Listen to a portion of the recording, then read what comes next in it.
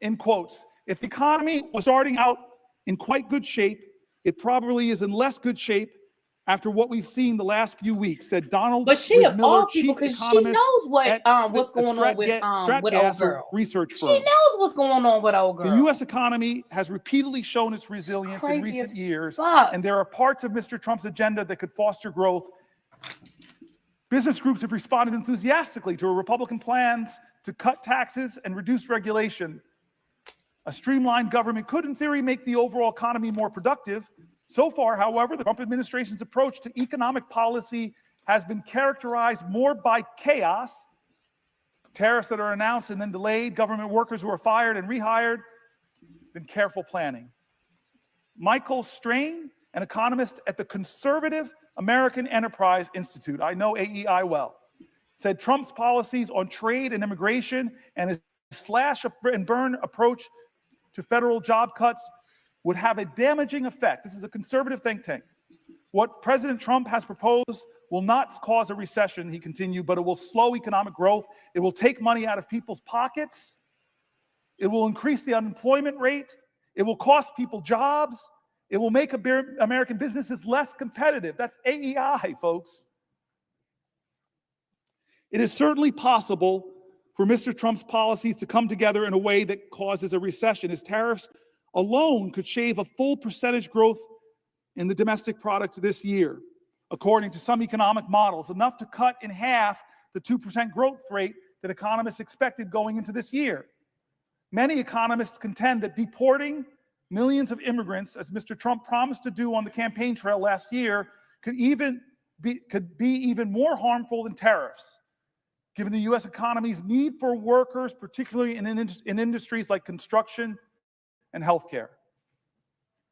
And the administration's push to shrink the federal government, an effort led by Elon Musk, could leave hundreds of thousands of federal workers and government contractors looking for jobs when hiring has slowed.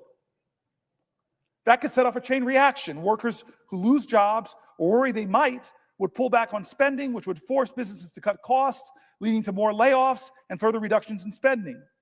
Ordinarily, that would prompt the Federal Reserve to cut interest rates and shore up the economy, but that could be difficult if tariffs are also pushing up prices, making policymakers nervous that cutting interest rates could spur inflation. It's a death by 1,000 paper cuts, said Jay Bryson, chief economist for Wells Fargo, certainly not a great liberal organization, Wells Fargo. He says all things individually aren't enough to cause a recession, but if you layer them on top of one another, it might be. Most economists think such an outcome is relatively unlikely. However, Mr. Trump has repeatedly delayed full enforcement of his promised tariffs. For example, on Thursday, this article is from March 7th, he suspended tariffs on most imports from Mexico and Canada until April. What month are we in? April. His deportation efforts have likewise gotten off to a slow start, and some of the cuts to the federal workforce have been tied up in court, as they should be. Such delays and reversals will help blunt the impact of Mr. Trump's policies and could make a recession less likely, at least in the short term, but the certain have it cost business delay, investment, and hiring decisions. If we don't get clarity by the back half of this year, economic uncertainty can be like a deer in the headlights, said Nancy Lazar, chief global economist and at the investment bank Piper Sandler. Things just stop. Business confidence is muted, employment is muted, and capital spending is put on hold. Even if Mr. Trump's policies don't cause a recession, they could do long-term damage. Lower immigration will leave the country with a smaller labor force as a native-born population is aging. Trade barriers will be a relatively modest drag on growth while in place, a chronic condition rather than an acute one. It's less the economy is in a car wreck, and it's more like the economy has decided to start smoking a pack a day, said an economist at the Roosevelt Institute. In certain places and for certain groups, the consequences could be harder to ignore. Veterans, who make up a disproportionate share of federal workers, could be particularly hard hit by government layoffs. So could parts of the countries that depend heavily on federal jobs. Apparently, there are signs that home prices in the Washington metropolitan area are falling. It's going to be substantial for certain communities. When you look at the aggregate, it's going to be challenging. Will the senator yield for a question? I talked or texted with this person who's asking me to yield the floor. I've been letting this power go to my head. I've never in the Senate had the ability to hold the floor and leave a person in a little bit of limbo. I just want to say that Tim Kaine is one of the friends, and honestly, he's like a pastor to me. He's one of the more honorable men I've met in my life, and struggles like me about faith and public service. I read your book. I really hope more people read your book. I didn't think it was going to be as beautiful as it was. I laughed. I wept. When you were attacked by spiders and things like that, I'm sorry, I was laughing at your misfortune, sir. It's a book about you going through your whole state by walking the Appalachian Trail, canoeing. Every story you told moved me. It's a great book. I've read a lot of my colleagues' books. This one really touched me. You have this beautiful view of America, and I want people to read your book. I really want people to read your book. So if I should yield, I'll yield only if you'll tell people the name of your book and maybe tell something about it. This is extortion on the Senate floor. I'm going to hold on to the floor unless you agree to that. You can shake your head up and down if you agree. All right. Then, of course, to my dear friend and somebody that I probably wouldn't be standing here. We had some discussions about procedural opportunities and things like that. He had to make some concessions to me. I won't give details, but he's an honorable man. And in the crux, before I came here, he really helped to clear the pathway for me to stand here now. I owe you a lot of my 12 years. You are like a big brother to me, and I yield for a question while retaining the floor. Well, thank you to my friend, Senator Booker, and to all who are gathered to watch this very, very important vigil. And the question that I'm going to ask in slow motion to give you a chance to think of a response. God bless you. Is a question that was inspired by your colloquy with Senator Coons, where you guys were not a colloquy, that's not allowed. It was a question. Discussion where you were doing some Bible quoting back and forth. And as you know, I'm a big Bible reader. And the thing I thought about, and actually I've thought about it during your talk since last night, is this part of the Gospel of Matthew where he's challenging people that he thinks are hypocrites. And he says to them, you can discern the faces of the sky, but you can't discern the signs of the times. Wow. That's Matthew 16:2-3. You can discern the faces of the sky, but you cannot discern the signs of the times. The way I view this vigil that you have been powerfully engaged upon is you are attempting to discern and explain the signs of the times to your colleagues and to our country, and that's very important that we do.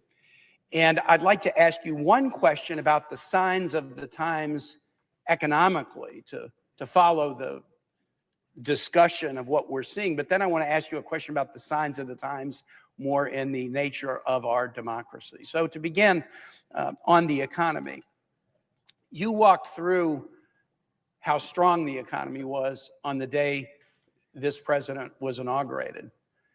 And 2 months later, the challenges of a volatile stock market, the challenges of rising prices, the challenges of declining consumer confidence, the challenges that there might be slow growth or even a recession. We will have a vote on the Senate floor tomorrow about Canadian tariffs, based on a resolution that I've introduced that we will have a vote on. You talked at length about those tariffs and the effect that they have on Americans, as Mr. President and others. As I've traveled around my Commonwealth, my farmers and my small businesses, they've seen it before. They saw it in Trump term 1. They know how dangerous it will be. They don't want to pay more for groceries. They don't want to pay more for building supplies. Farmers don't want to pay more for fertilizer. My shipyards don't want to pay more for aluminum and steel. They were promised that they would pay less, not pay more. They don't want to be part of a campaign to demonize a nation that has been a friend of the United States and stood side by side with us in every war since the War of 1812 They don't want to be part of a juvenile assertion by this president that that sovereign nation is the 51st state. They don't want to be part of a name-calling effort to call the prime minister of a sovereign nation governor. They're trying to read the signs of the times. Why is this administration that came in with such a strong economic hand doing so much so quickly to both hurt us economically, but also to tarnish a relationship that has stood the test of time with an ally? The president often says that his goal is America first. We would all agree as members of this body in America first, but we would all passionately disagree with America alone. What is America alone gonna get us? What will we turn to? Who will we turn to when the allies that we've spent decades building relationships with now feel pushed aside? Yesterday, China announced that they were going to be working with Japan and Korea on a free trade zone, possibly to respond to U.S. tariffs. Other nations are having to engage in hedging behaviors because they thought we were friends, and now they doubt that reality anymore. And so as you look at the signs of these economic times, and then I'll get to a second question about the signs of the times in our democracy, how are we to understand this? And more importantly, how are we best to rectify it? How can we stand up for our families and reduce their burdens, not increase them? How can we stand shoulder to shoulder with linked arms with our allies to face off against adversaries? Reflect on the signs of the times and point us in the right direction. Please, question mark. I appreciate that. I'm going to try to keep it short, but I want to reminisce with you about something that, do you remember in the Trump's first term that he used a national security waiver to put tariffs on Canada then? Yes. And my citizens really remember it because they suffered. Yes. But do you remember, we had a Foreign Relations Committee meeting, and a leader, I don't want to embarrass the leader, but a leader from Canada came, it was a woman, and she sat there. It was a bipartisan group together. You do remember this? Yes, I do. So she sat there, and then she started very slowly going back to the War of 1812 and marched through Canadian-American history. I confess I have a degree in history, but I didn't know all this history. But these amazing stories of Canadian sacrifice to stand next to Americans, to die next to Americans, to fight for America, to join our artists, our cultural communities, our arts, our agricultural communities, all the things we've done in hand to make both of our nations stronger and more prosperous. And then she looked at us and said, and then your president, in a sense, calls us a national security threat. Yep. And you all put tariffs on us. And I remember the silence around that committee table. I felt like, whoa, this is such an ally, such a friend, such a consistent ally of us throughout the hardest, difficult times of history, never left our side. That her litany was so admirable. And then she looks at us, a national security waiver to put hardships on our economy, national security waiver to put tariffs on. And they hurt Americans, and they embarrassingly hurt our northern neighbor. But I thought that was bad enough. Mm-hmm. And now, what kind of bully are you? What kind of mean spirit? Do you look at your northern neighbor and say, I'm going to call you governor, not with the title you earned by the people that put you in that office? It is the worst kind of behavior, and nobody calls it out. Of our Republican colleagues, not enough of them call it out, I should say. So we are in, as I read in that article, in an economic crisis, and I question, how long will we wait until more of us join in a chorus and saying enough is enough? I don't know the answers. I don't know how we can stop him, but I know we did in the first term. We pushed back on him successfully on his attempts to try to take health care away from tens of millions of Americans, and we can do it again, but more people have to do things differently. They have to do like we've been talking all day, and I'll turn to my colleague again, as John Lewis called us, get in good trouble, necessary trouble, heal the soul of America. We have to do more and follow the examples of our forefathers and foremothers who never gave up, with conviction and determination, with an indefatigable spirit, unyielding grace. They continued time and time again, pushing back and bending the arc. It's our turn. What are we going to do? All of us have to answer that question. But I know part of the answer is we have to do more. Will you yield? Will the senator yield for another question? I yield for a question, but I will retain while retaining the floor. This is a question about the signs of the times in our democracy. We will celebrate 250 years of American democracy in 2026. And I want it to be a celebration, not a coronation, not a requiem, not a wake, but a celebration. A week ago Sunday, 250 years ago, Patrick Henry stood on the floor of Henrico Parish, now known as St. John's Episcopal Church on Churchill in Richmond, at a moment of decision where people were challenged to understand the signs of the times, at a moment of tyranny. And he asked the immortal question, and I almost view your vigil as asking the same in such a moment. And there were different forks in the road, a phrase that has attained some meaning recently. And Patrick Henry said, as for me, give me liberty or give me death. You're giving a liberty speech, my colleague. You're giving a liberty speech as the nation begins to think about 250 years of democracy. The opposite of liberty, that which Henry was fighting against, was tyranny. I am one that believes that we should mark anniversaries.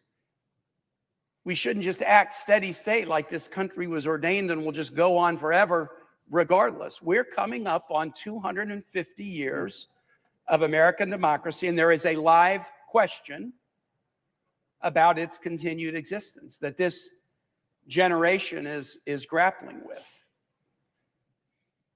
Henry gave that speech at St. John's Church, and a few months later, July 4, 1776, the U.S. declared its independence from England. And our history in this new chapter began. And at various points along the way, during the 1850s, say, or during the 1950s, generations just like ours have had to grapple with the question of whether the experiment will continue or not. Some of our national symbols have some unusual aspects to them that point to this experiment. We have a national anthem that ends with a question, not an assertion, not a declaration, but whether the flag will still stand over the home of the free and the land of the brave, question mark. The state flag that Virginia adopted on July 5, 1776 is a most unusual flag. It has a woman representing Roman virtue standing astride a deposed tyrant whose crown is knocked off, who is holding a broken chain in his hand that he's laying on the ground. It's one of only 6 state flags with a woman on it. It's the only state flag that features toplessness, which occasionally creates some raciness in schools as students ask about it. But it's also the flag with the most unique state motto of any state. All states have mottos. 49 states' mottos are positive. Hope, Eureka, Excelsior, onward and upward, ad astra per aspera. Michigan's has the most unusual positive motto. In Latin, if you seek a pleasant peninsula, look around you. Oh, I wasn't looking for a peninsula, but I'd rather it be pleasant than not. Virginia's is the only flag and the only state with a motto that's not positive. It's a rebuke. Sic semper tyrannis. Thus be it always, thus be it ever to tyrants. George Wythe, Thomas Jefferson's teacher, was in charge of designing the flag and chose that as the motto. Think about the verb tense, right? It's the only one that's a rebuke. And it has stayed on our state seal and state flag since July 5, 1776. Many state flags have been changed in the last 20 years. Utah's changed, Minnesota's changed, Mississippi's changed, Georgia's changed. Virginia has essentially not changed since 1776. Neither the figure of virtue standing astride a deposed monarch or the motto, sic semper tyrannis, again, the verb tense, semper, always, ever. It's not in the current tense, no tyrants are down with tyrants. It's in the future tense, thus be it always to tyrants, thus be it ever to tyrants. The Virginia flag that we pass by in Virginia every day without thinking about it, it's in every school we pass it by. It asks us two questions 250 years later. Do we retain the ability to recognize tyranny? Do we retain the virtue to defeat it? Can we recognize tyranny? Can we retain the virtue to defeat it? My friend, you are standing on the floor in the tradition of Patrick Henry 250 years later. You're raising a question about liberty and our fidelity to it. And so my question to you would be, what gives you hope that the answer we will give to these questions as Americans, as those commemorating a quarter millennium of American democracy, what gives you confidence that we will answer these questions in a way that will honor those who came before us? I want to answer that question. I want to first say that Hakeem Jeffries is here. And now I'm worried because two Brooklynites are shaking hands. And I confess, when I had the floor and Schumer was, for the only time in my life I could deny him the right to speak on the Senate floor, I confess to my friend, who's part of the X generation, hip-hop generation, my brother who is part of this transition in American history from the greatest generation to the baby boomers, from the baby boomers now, we're seeing leaders emerge that are X-geners, millennials, and he represents so much of the best of the future. I want to, this question's so good, okay, because you didn't honor your commitment to me and talk about your book. But I just want to say that I insulted Brooklyn for stealing my nets. I told the leader, I abused my power to retain the floor, and I told the leader that there's only one football team in New York, the Buffalo Bills. The other two are from New Jersey. I should have reminded the leader that the chairman of the board who sings New York, New York is actually from New Jersey. I could go on with this litany, but I do want to get back to your very serious question about tyranny. I think many of us have read books like On Tyranny, and we're doing a lot. We're reading articles of people are talking about the fears that they have about this document. And you and I have had serious conversations over the last 72 days of Donald Trump's presidency. How much of the encroachments, I would say encroachment is a gentle word, of the separation of powers is happening. We're watching justices or judges from Republican appointees to Democratic appointees trying to stop him from doing things. Which one of our great Bill of Rights amendments from freedom of the press? He is doing things to the press that, in my opinion, are bullying them, breaking with traditions that presidents have done in the past, trying to create press corps like Putin or Erdogan have, where they only let people in the room who will give obsequious supplications, often for the dear leader. What about the freedom of speech?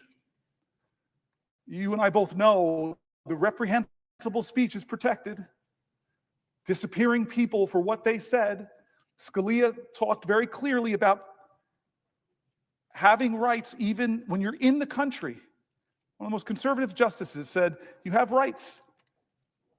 We're seeing him invoke emergencies. You've been the leader in our caucus talking about the absurdity of these emergencies he's doing, and you've tried to rally this body to say, don't let this happen. You've talked to me about all of these things. So what is the limit of tyranny? Well, you and I, and we talked about this with your book, I'm trying to get back there. I told you once when Skip Gates did my history that he traced my history back to Virginia. I try to show you that I have more Virginia legitimacy because my roots go back to 1640 in your state. The Stampers came over following down, down, down, then Henrietta Stamper, who my mom still talks about as a relative, John Stamper, and the chart that Skip Gates gave me, the only thing he could say about John Stamper, the mother of Henrietta Stamper, was slave woman. Born Henrietta Stamper, they called her on her documents mulatto, and Stamper fought for her ownership because it would later come out that that was his child. And these are the traditions in my family. It's really amazing what Skip Gates did, and showed me that I'm the direct descendant of slaves and slave owners. I'm the direct descendant of a Confederate soldier that was captured in retreat. I'm a direct descendant of Native Americans and people that fought in the Creek Wars to kill Native Americans. And this traditions in our country, I draw upon all of them. I'm proud of all, and they speak to us. They speak to the complicated history of America. But perhaps one of the best things I got about this complicated history was a visit to my office by, I don't know if I told the leader this. Oh, I'm sorry, I'm going to return to this question, but I think I know how busy the leader is. So I will, if the leader asks me a question, I will, if he asks if I'll yield for a question. Yes, will the senator yield for a question? I yield for a question while retaining the floor. Now, before I ask my question, what a tour de force. You are amazing. You have, it's not only the amount of time that you have spent here on the floor, what strength, but the brilliance of your indictment of this awful administration that is so destroying our democracy, that is taking so much away from working people in the middle class, and at the same time, all for tax cuts for the billionaires. You're amazing. We salute you. America salutes you. All eyes are on you. You're incredible. Now, here is my question that is related to what our Republican friends are trying to do to all the things that you were so opposed. So are you aware that while you were here on the floor today, Senate Republicans are declaring that using the current policy baseline is up to Lindsey Graham, not the parliamentarian? I believe that this is going nuclear, and it shows how hell-bent they are on giving tax breaks to the rich, even if it goes nuclear, even if it violates all the norms that they have had, even if it breaks all the promises they have made. Do you agree with me that this is just a move that is so against what the traditions of the Senate have been about, but not just the traditions of the Senate? Fairness, decency, ability to debate issues fairly. They're afraid to debate them. They're afraid to defend tax cuts for billionaires. They're afraid to admit they're taking away Medicaid from so many Americans. And so they come up with this nuclear option, showing that they don't care anymore about norms, about rules, and even about going nuclear, which the leader, the Republican leader, and all of them said, oh no, they're not going to do that. Well, now they say they're going to do it. What does the senator think? Does he agree with me that it's going nuclear? Does he agree with me that is a nasty, vicious, and self-seeking for the billionaires, which is what they're doing, way of proceeding? Chuck, not 100% right now, and you just hit me with stunning news that I can't even think about how to respond right now. I'm stunned by that. I wish, if you want to ask me a question, it has to be a question. I wish you would explain it a little bit more, because what you're basically saying to me is that we're not going to go through the parliamentarian, that this is a gimmick that is going to be done to try to break really with the Byrd rule requirements of reconciliation. I'm using Senate speak, and I don't think we should use that. So what they're going to try to say is obscure the impact of the reconciliation. They're going to obscure this, the incredible tax cuts, the cost of trillions of dollars to our economy, blowing up our debt. So-called fiscal hawks are going to blow it up. I'm stunned by this news. So if asking the senator, the great Senator Booker, a question. I yield for a question while retaining the floor. Does he agree that this is just a blow to the people of America? And it shows that the folks on the people on the other side are only interested not in playing decent, not in playing fair, not in being honest with the American people, but taking money out of the pockets of working people and the middle class and putting it in the hands of billionaires. Is that something that this country should just countenance because it does so much harm to the country and does it not show what our colleagues are really like and what they're after? Yes, the answer to those questions is yes, but I just want to more say it's the further breaking of the Senate in a severe way. It's breaking of the Senate. Every time you break the Senate like that, to do another big nuclear option thing, the next time around, when the pendulum swings, I've been here for 12 years, I've watched it swing back and forth, there's no going back now.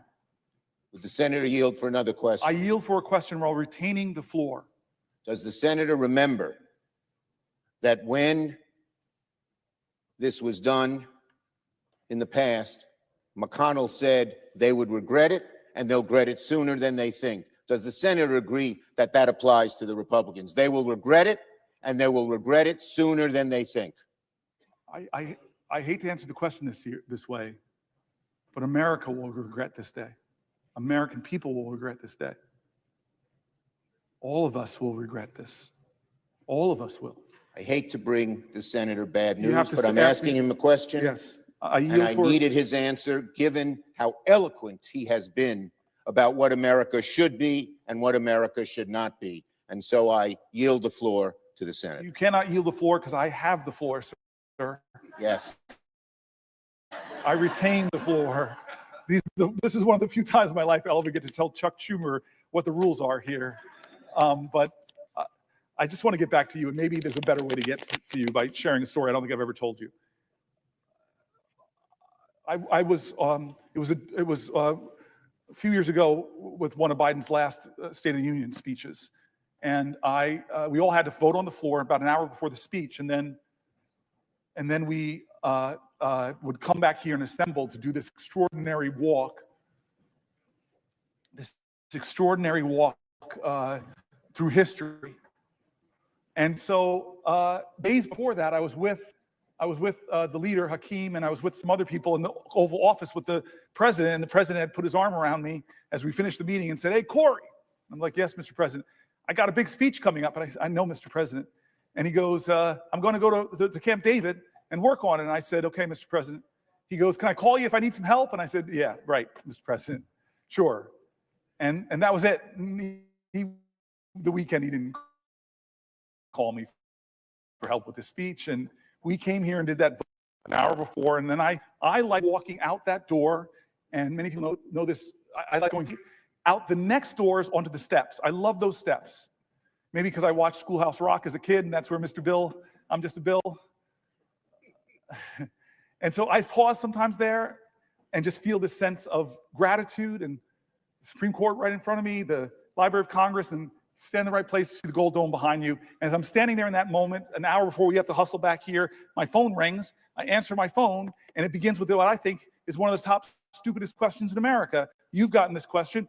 I think you would agree with me. You're not the kind of guy that uses words like, "Hey, this is stupid," but this is stupid. The thing I heard, the stupid question, this is the White House operator. Will you hold for the President of the United States? Who says no to that question? And as one does when they get a call from the President of the United States. And so I say, yeah, I will hold. I'm no, wait a minute, I'm washing my hair, I say, yes, of course. The next thing you know, it's Joe Biden. And he goes, "Corey." And I go, "Mr. President." He goes, I'm struggling with my speech. And at that point, I know you weren't this kind of student in college, but all my guilt from my college days of waiting to the last minute to finish paper were gone. The President of the United States is waiting to the last minute to finish a speech. Heck, I feel good. And so he goes, Corey, can I read you a section of the speech? And he read me a section of the speech where I have a lot of policy depth. And I couldn't believe it. The President of the United States, hour before speech, rehearsing a part of the speech. And then he asks me that immortal question. You're a married man. You have to give me good advice on how to answer this question when your spouse looks at you and says, how do I look? You're torn between two things, right? Maybe to tell the truth or tell your spouse what they want to hear. Tell me what you answer with. You can't do it now because I have the floor. And so I take a moment. Am I going to tell the president what I really think of the section, or am I going to just say, yes, Mr. Leader? So I decided, he called me up hour before speech. He must really want my advice. And I gave some hard input. Turn this dial down more, turn this one to whatever. And he said, okay, Corey. Abruptly, he's gone. I go home to the office, back to the office. I tell my chief of staff, I just got a call from the President of the United States. He asked for help with a speech. What a crazy life moment while I stood on the steps, like the bill. I'm just a bill. Anyway, we get back here, and it's a wonderful moment in the Senate.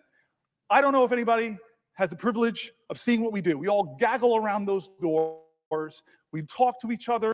People think we always fight and yell. That's not the case.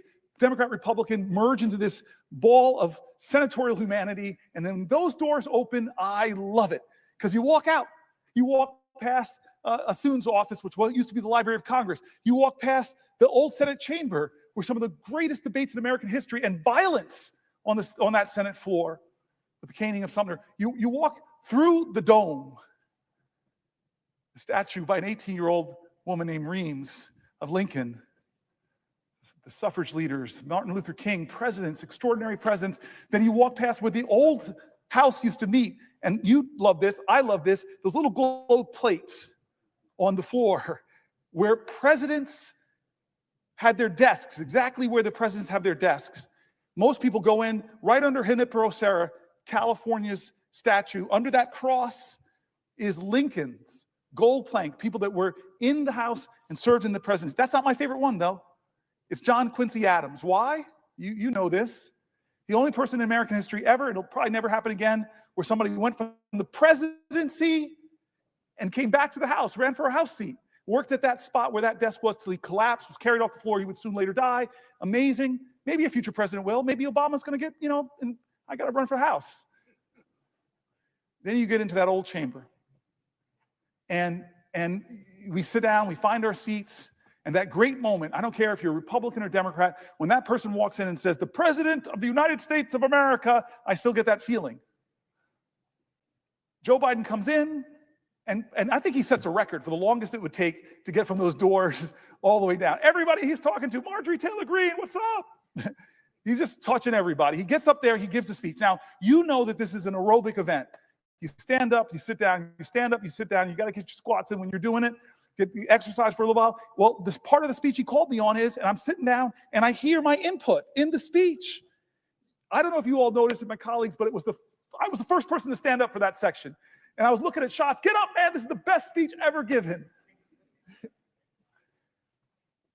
It was amazing. I go home. I'm kind of buzzing about the whole experience. And then I'm lying in bed, and I unfortunately have my phone on my nightstand. It goes off, and I see a number I don't recognize. I open it up. And it says, Senator Booker, this is John Meacham, the great historian. Thank you for helping the President of the United States with his speech. You made more of a difference than you'll ever know. And my first thought was, how do I print this out? How do you print out a text? So he gave me a cell phone number, and now I'm going to troll him. I'm going to keep calling him until this historian comes to my office, and finally he relents, and he comes. And now this steps into your domain, my brilliant friend of history. I express worry, fear, concern, demagoguery in our land, rising of tribalism. I dump on him.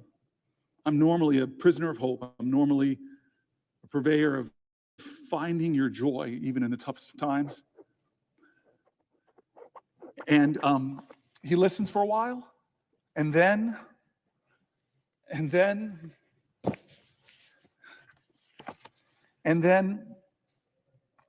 he looks at me and says, Corey, there's nothing about this time that is unprecedented. It's all precedented.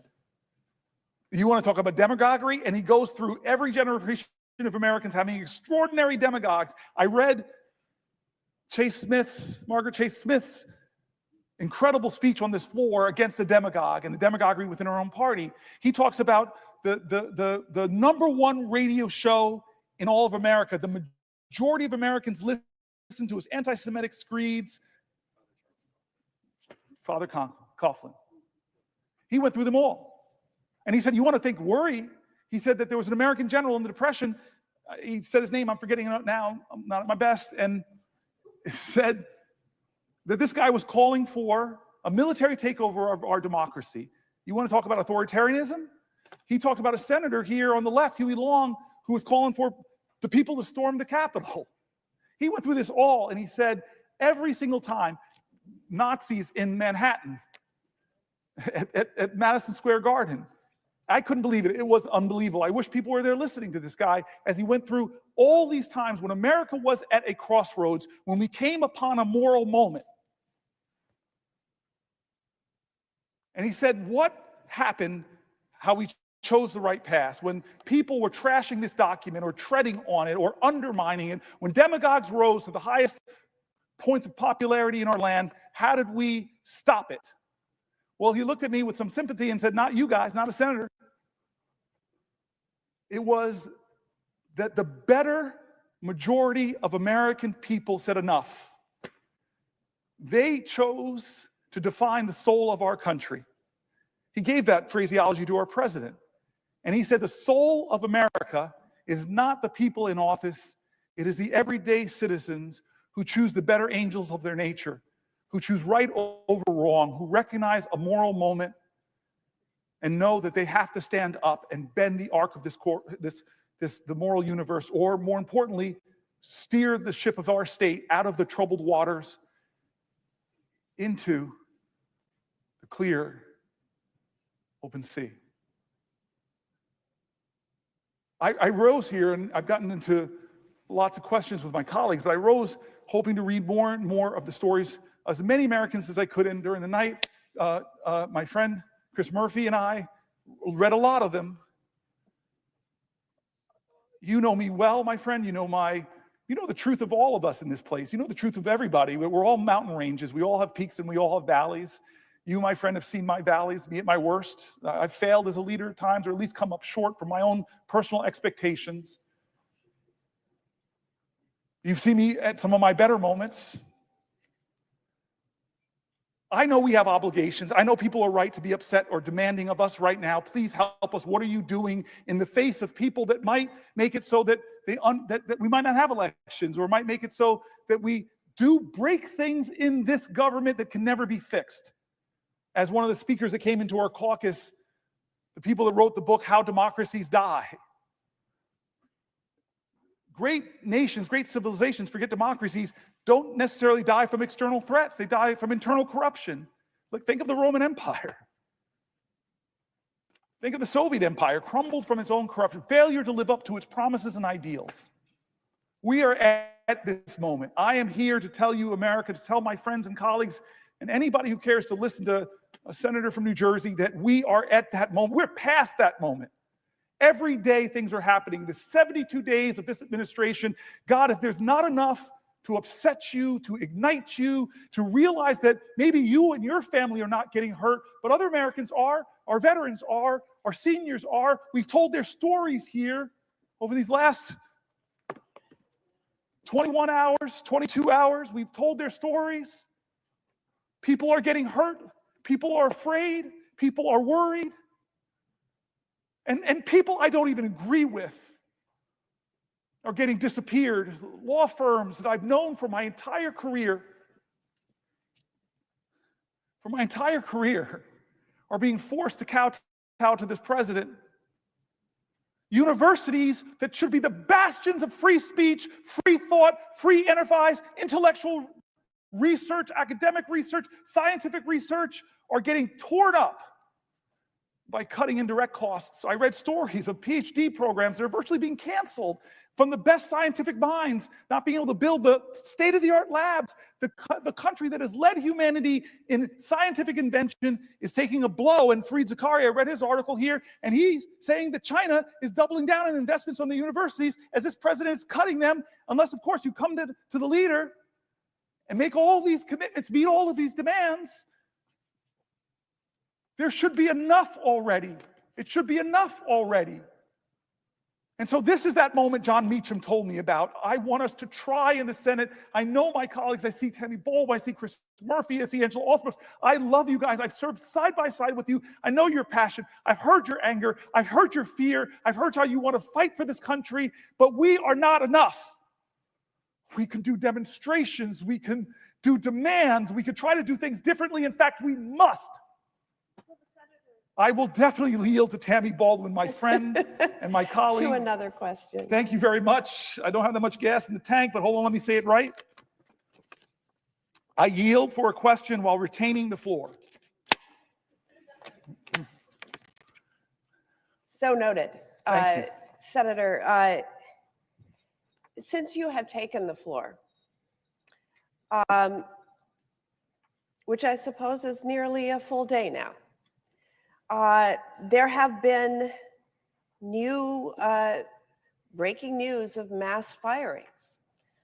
Perhaps others have come to the floor to talk about it, but you were just talking about how great democracies are shredded, sometimes from within.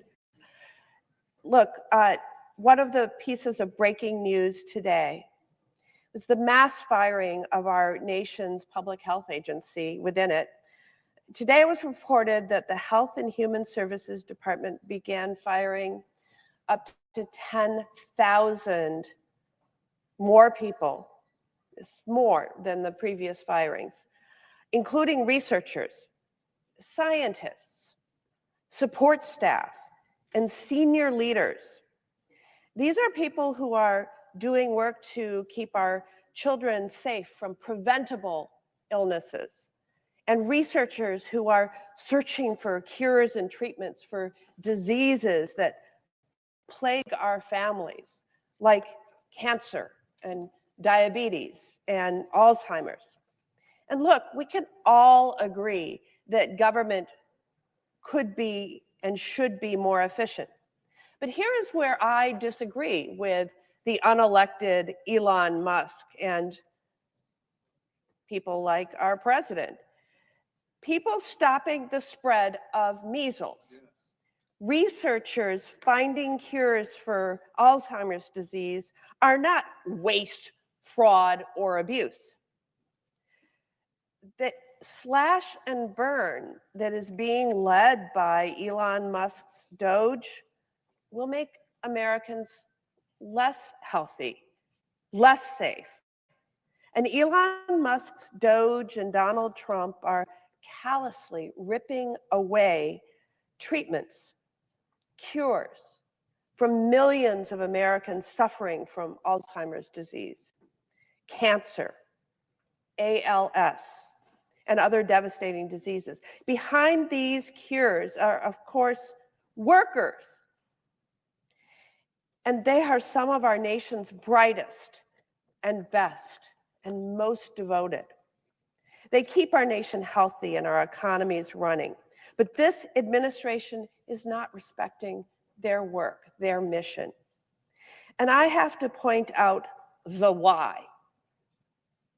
What is the why to all of their actions? Today announced that they're starting that slashing of 10,000 workers within the Department of Health and Human Services. By the way, with more in store, because last week they announced an reorganization that would result in 20,000 people losing their jobs. But what is the why? Ripping the rug out from under cancer and Alzheimer's disease and ALS patients is all in service of finding the money that Elon Musk and Donald Trump need to cut taxes for themselves and billionaires like them. And yes, big corporate tax breaks. They are cutting cancer cures for corporate tax breaks. Senator Booker, these cuts to health and human services are going to crush families in Wisconsin, whether it be people not having hope for a cure for a disease, or to the workers who are doing this groundbreaking research all across the United States who are going to be fired. In New Jersey, what will these firings mean for the people who you represent? I'm so grateful for the question, because that's what we said we were here about. We're here to try to elevate the voices of people affected by what they're doing to our government. And frankly, as they cut the Department of Education completely, or the Consumer Finance Protection Bureau, they're getting rid of agencies that were created by Congress, and many people are right to believe that can't be eliminated without congressional action. And we were talking before with people here that the majority, the biggest plurality of people being laid off from all of these departments are our veterans. And again, I'm going to be back in New Jersey this weekend. I'm going to try to be at a rally, a town hall. I know everywhere I go in my state, I'm going to hear from people who are rightfully angry, who are rightfully afraid, who are affected by this, who are fearful of what's to come. These are such important human emotions. But the question then is going to be for all of us, and I know people will be questioning me, what are we going to do? What can I do? What are you going to do, Senator? And so I don't have a brilliant response. I don't have some prescient idea that we are going to be able to change the course of this, but I know we're going to fight. And I want to be honest with you. I wasn't sure we could stop Donald Trump when he tried to take down the ACA. I just wasn't sure. I really wasn't. I did not know how that would end. People gasped. Do you remember that in this room? People gasped. We did not know. It was really, this room usually has very predictable actions. That's why I'm still standing here, because I didn't want the predictable. I didn't want business as usual to happen. It's rare that we have unpredictability on this floor. It's usually finely orchestrated. You and I both know this, but that day, no one expected that, or at least wasn't sure. It was drama. It was a moment, and we won. And I want to tell you this, I said this earlier, when I say we won, I don't think there's one senator here and the 99 others that convinced John McCain of his vote. I know who did, though. Arizonans who stood up, who spoke up, and demanded more from their leadership, not to hurt people, not to hurt folks who needed that health care, not to hurt folks with pre-existing conditions, not to hurt children. So I am one of these people who wants to learn from our history. I want to stand here today and tell you I'm going to do everything I can. I'm willing to go to some lengths. But I am inadequate. You are inadequate. We're senators with all of this power, but in this democracy, the power of the people is greater than the people in power. This is a moral moment that more Americans need to stand up and say enough is enough. I'm sorry. The civil rights movement wasn't won because of just a few black folks who stood up and were really articulate. No, they called to the conscience of this country, and the country responded. And it was a rainbow coalition that said, this ain't who we are in America.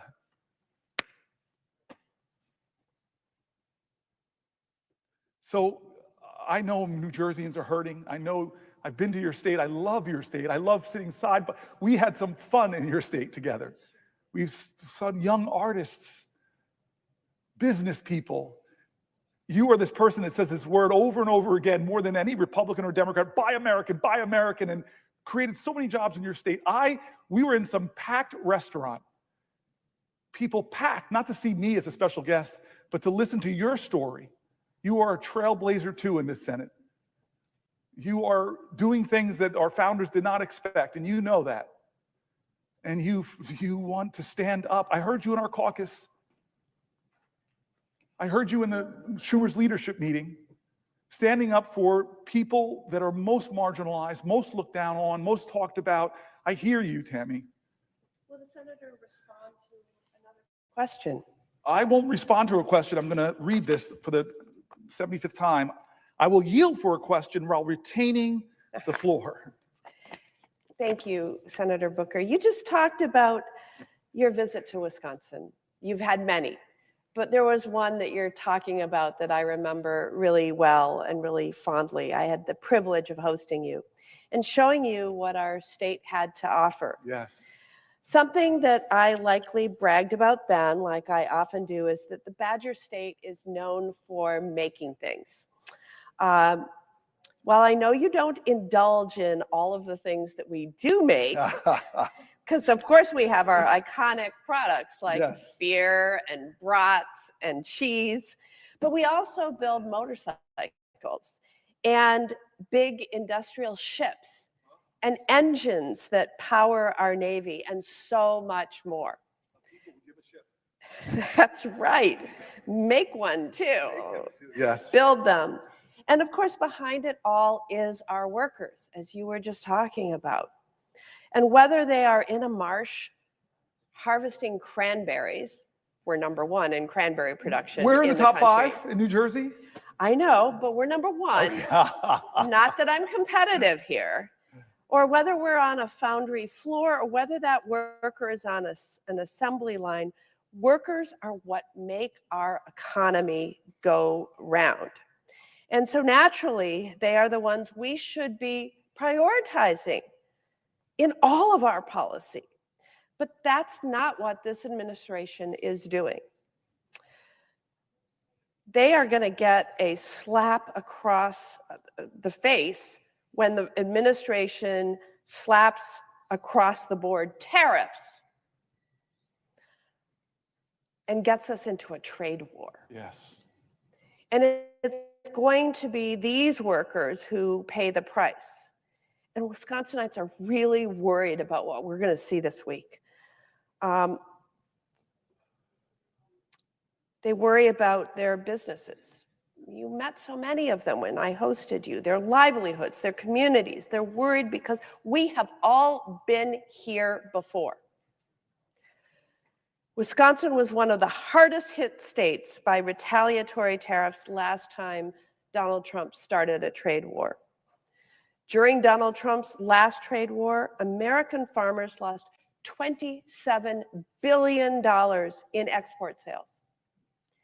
And according to further records, the state's economy lost more than $3 billion worth of product sales, product exports.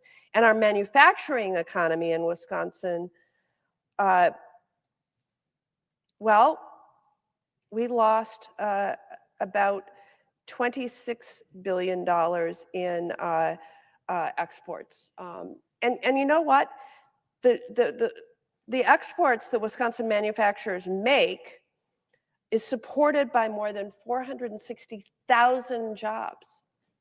And our agricultural economy is supported by 350,000 jobs. And so a trade war would be devastating to the workers of Wisconsin. And then the prices. People have been struggling with the high price of things in grocery stores, at gas stations. A number of our business leaders have spoken out about the impending tariffs. Ariens Company in Brillion, Wisconsin, which makes outdoor power equipment like snow blowers, told Reuters News that policy whiplash in this arena is making it difficult to plan, especially as price hikes are likely in the works. And Roden Echo Valley in West Bend told one of our media outlets, WTMJ4, that, and I quote, "I don't like this tariff business. It's going to be on the backs of farmers because we have to depend on the world to export our commodities." He highlighted the dependency of the dairy industry on global trade, noting that 15 to 20% of dairy products are exported. And if we lose, I quote again, 15% of our markets for dairy, it's going to be absolutely devastating. We've seen this before. Again, in service to a big tax break for billionaires and corporations. But to my esteemed colleague from New Jersey, thank you for visiting the state of Wisconsin. And I want to ask, what the impact would be in New Jersey. What would President Trump's tariffs mean for the workers of the Garden State? I love that you focus it there, because that's who President Trump made promises to in my state. That things are bad with this economy because it's not serving people who are working every day. Promised that he would make things better. I'll make grocery prices go down. He said that. So people are expecting that's where he'd focus. They didn't think he'd focus on Greenland. Didn't think they'd focus on the Gulf of Mexico. Didn't think he'd focus on bullying Canada. Didn't think he'd focus on turning his back on Ukraine.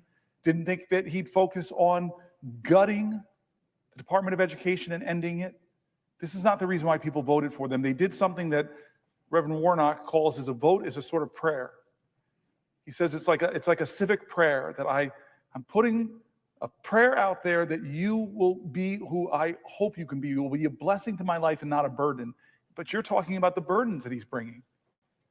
This economy under 72 days has not gotten better for working Americans, and they don't even see the president trying to make it better. They see what he's doing to make it worse. And one of the things is going to be these tariffs, which are going to raise costs on working Americans. Then what Chuck Schumer said to me, it's sounding like it's going to just sail through a plan that's going to blow trillions of dollars of holes into our budget, give trillions of dollars of tax cuts to the wealthiest, and gut your Medicaid and gut your services for your grandparents in nursing homes. People believed, people put their trust. I don't blame them. They're my fellow Americans. They wanted for them families, they wanted an America that was more affordable. They wanted America to be first prioritized. They wanted a safer America, strong America, more prosperous America. I heard that. And so I know when I'm back home this weekend, I know that I'm going to encounter a lot of folks who are workers in my state who are getting hurt. They want better. They want better from their government.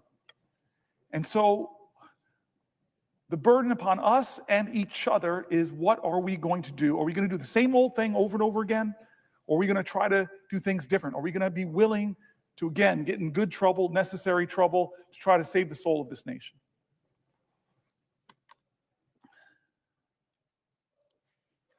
I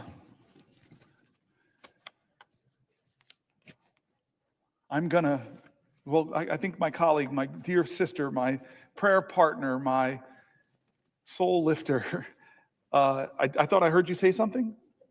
Yes. Will the senator yield for a question? Yes. I yield for a question while retaining the floor. Well, I first of all want to thank you so much again, Senator Booker, for your spiritual obedience. And I think it's necessary for me to say as well today to you, on behalf of so many of us who are watching right now, how extraordinarily proud we are of you. I would dare say that you are, in so many ways, our ancestors' dream, and how powerful it is for all of us who are watching to recognize that in this very chamber you are standing today, 67 years after this podium was used, for the 24 hours that you have used the podium that was used to block the passage of the Civil Rights Act of 1957, and today you have taken over the podium, sacrificed your own comforts. You have suffered over 22 hours to stand here today to talk instead about the greatness of America, and to speak about it in such a way that reveals the love you feel for our country, and we thank you for that. This country needs right now bravery. It needs leaders who are unafraid to stand up and speak truth to power, to not hold back when calling out these callous and inhumane acts that are perpetrated by this president against the American people. And when I talk about the American people, we know who we're talking about: against our veterans, against our seniors, against our children from every corner of our country. And I want to talk specifically today about our children. Mahatma Gandhi noted that the true measure of any society can be found in how it treats its most vulnerable members. This president is failing America's children, and he's doing so by harming our education system. We remember as well very fondly when Nelson Mandela said, education Hey, everybody. is I the know most I ain't been powerful talking. weapon I've been on the phone and stuff, we can yeah. use to change the But world. And I think many of us there's my recognize senator, that is exactly why Angela Also we're Brooks seeing from the all state of of the attacks that we've seen on Maryland. the system, because we Speaking. recognize that education Is it me or allows the us to volume change the low? world. Last Friday, Secretary Did I McMahon turn the volume down? Did I do shut that? yet another critical lifeline off to our states and our schools, canceling extensions that the department had previously granted to states to draw down their COVID relief money. States like Maryland originally got extensions to finish spending the remainder of these critical dollars on long-term projects like teacher recruitment, tutoring, and other services for students. We know in particular, Anne Arundel Public Schools brought Chromebooks for students with their funds, but Maryland still has a remaining ESSER balance of nearly $150 million. $150 million, that's on top of the millions that have already been clawed back, frozen, or withheld from the state by this administration.